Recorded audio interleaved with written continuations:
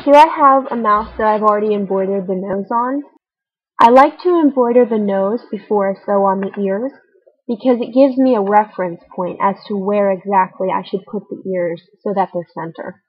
So I'm using black to embroider the nose on this mouse, and you'll need the end that you started crocheting with, not the one that you finished with the tail hanging off.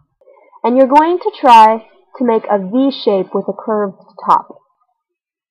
Now, if you already know how to embroider things, please just use whatever method you want to use to embroider the nose, because I am no expert on embroidering things, so as far as securing it, mine always turn out very secure, but I usually never use the same method twice. Please find a video on how to embroider things if my tutorial leaves you wondering if you did it right. This time, I'm not going to tie a knot or anything on the end, because with this one, I did it a slightly different way, and I like the way it turned out. Have a long strand of yarn on your needle, and place the needle in the center hole, and poke it through where you want the edge of the nose to be. And just bring it through until you have a little bit of tail hanging through like that. And just leave that tail there and make sure it doesn't go in as you're sewing. So then go through the center again, but poke through right next to it and go through.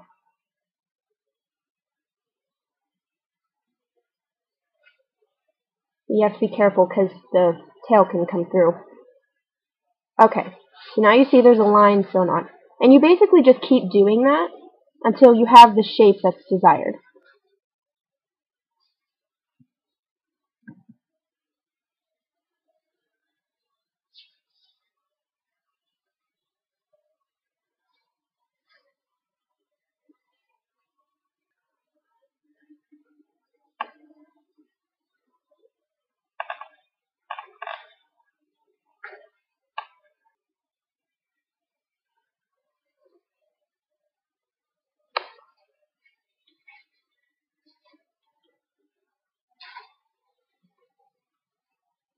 So now I'm ready to make the last stitch in my nose, and you can see it's coming out of the top. So place the yarn down and hold it with your finger like this, and go through at the very bottom one of the strands in the nose.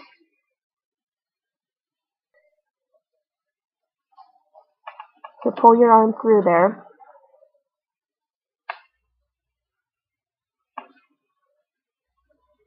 There we go. And this is the part where I say if you have another method, use it, because I'm just doing this one way that I know how. So, I'm going to tie these two things in a knot here. Do it tightly. And now that I have a knot, well, sometimes I like to double the knot, just to make sure. Okay, and now that I have a double knot, I'm going to take each of these pieces and put them through the mouth. That's going to secure the tail. So I'm going to poke it in that hole that we've been using, the center hole, and just try to poke it through. And we're going to poke it through another side. Now, because I've used fabric as my stuffing, you have to just kind of feel it around and not poke through any actual fabric pieces, because you don't want any fabric poking through any of the other stitches. So I've poked my needle through. Sometimes it can take a while if you're using the fabric stuffing. And pull the needle through, and the yarn is going through the mouth. Now, your mouth might become a little misshapen while you're doing this, but that's alright, because you can always push it back into shape. Now take your scissors, and pull the yarn out a little bit so it's tight, and cut the yarn. And then as you maneuver your mouse, you can see that the yarn disappears. Now do the same thing with this piece of string. To embroider the eyes, use the same method as the nose. Except when you're done with one eye, you can string your yarn to the next location and just start there. You don't have to use a brand new piece of yarn. So now we're going to make the two parts of the ear. There's a bigger part that will go on the back, and a smaller part that will go on the front. To make the back ear part, or ear part number 1, you make a slip knot And you don't need to leave a very long tail. You don't even need this much. This is about 1.5 inches. You probably only need about 1 inch, because it's not going to come apart. Now you chain up 3 chains in total. Join the ring with a slip stitch. So here we have our ring, and we're going to crochet right over our tail, and we're going to do 7 single crochet in the ring. Round 2 of the outer ear, place your stitch marker and place 2 single crochet in this stitch right here, and round 2 will be 2 single crochet in each stitch around. We've completed round 2, and now for round 3, the pattern will be 2 single crochet in the first stitch,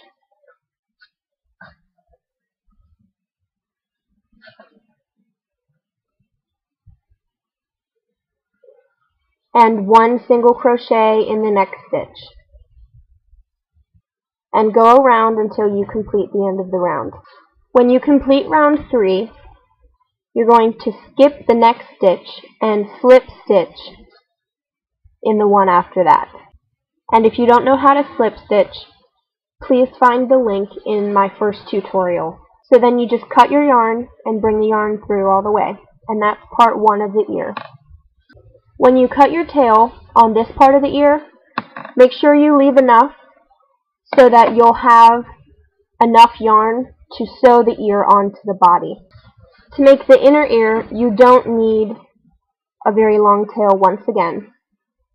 And you start with your slip knot and chain up 2, 3 chains in total, and join the chain to form a loop.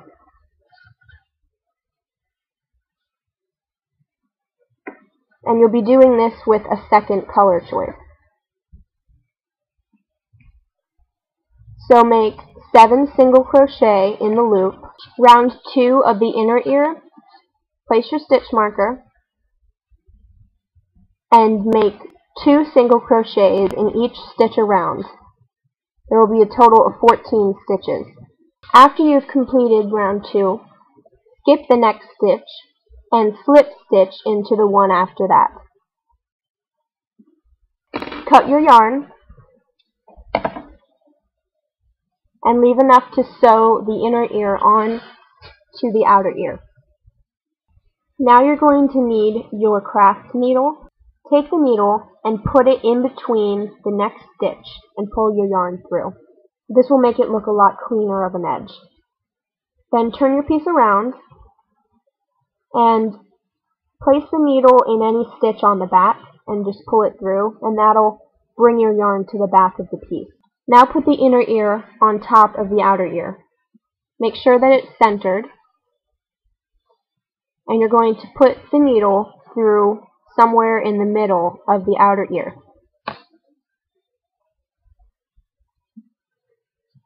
Now make sure that it is center, because sometimes as you're sewing it along, it can become out of place. So turn your ear over, and somewhere close to where the yarn is coming out, put the needle right back in and poke it through all the way. And then you do it again. You take your needle and you poke it through in a slightly different spot and pull through, and then do it again. And try to go pretty much all the way around just so that it's secure. If you're not sure exactly how to sew pieces together, there are plenty of videos online on how to do it. To hide your knot, poke your needle through just the outer ear and bring it through like this in between them. And then you can place your needle into the pink yarn here, and you can create a knot. And then when you're done with your knot, pull the yarn through a few more fibers, again, just to secure it, and then you can cut the yarn. And you want to cut it very close to the fabric, but don't cut the fabric. So now the two pieces are sewn together, and like we did before with the other piece, put your needle in between the next stitch and bring it through, and then secure it on the back through a piece of the fabric on the back. And now we're ready to sew the ear onto the body. Now we're going to sew the ears onto the body of the mouse. The method that I use to sew the ears onto the body is using the back loops only of a stitch, which are these little loops right here. The whole stitch would be both loops, but I'm just going to sew it through this back loop here. So what I do is I place the ear where I want it to be, and then place it face down onto the mouth, poke it through some of the stitches on the body of the mouse. Then you whip stitch the piece onto the body. You can use whatever method you'd like, but I found that this makes the ears flexible, but at the same time sturdy, and they'll stand up. In the middle of sewing your ear on, you want to keep checking that it is going to be in the position that you want it to be, because sometimes it'll be a little bit off to the side. Make little adjustments as you go.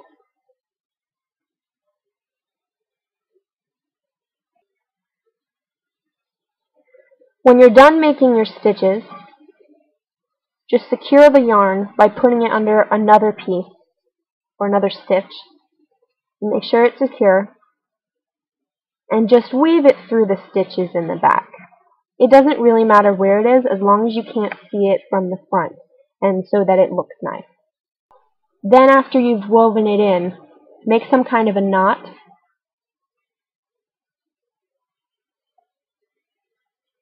And make the knot as small as possible so that you can't see it. And then weave the yarn in a little bit more through the stitches on the back. And once the yarn is woven through, you can cut your yarn. Now we're going to make the leg. We're going to have 4 legs in total. Make a slip knot. You don't need to leave a lot of yarn for the tail.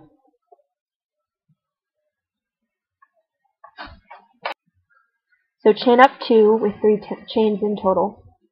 Join the chain to form a loop. Make 6 single crochet in the loop. For round 2, there will be 1 single crochet in each single crochet around. In the middle of round 2, you need to push your piece inside out so that there's the right side out, and then just keep crocheting. Round 3 will be 1 single crochet in each single crochet around. When you're done with round 3, slip stitch into the next 2 stitches, and then cut your yarn. Now I'm going to show you how to whip stitch a leg on. You take a leg and you place it about where you want it to go. Sometimes it's helpful to place the animal down on the ground to see how it will sit.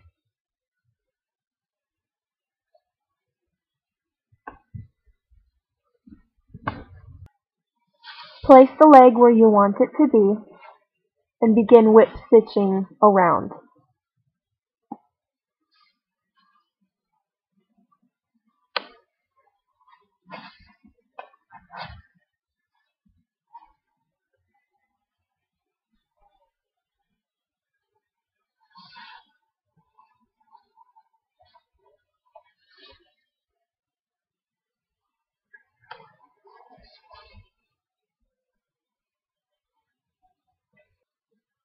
When you're done, form a knot. Pull it tight so that you can't see it. And string your yarn throughout the body to hide it. And then you can cut the yarn. How to make the tail is very simple. Leave a tail long enough to sew it onto the body and create a slip knot. Keep chaining until the tail is however long you want it to be.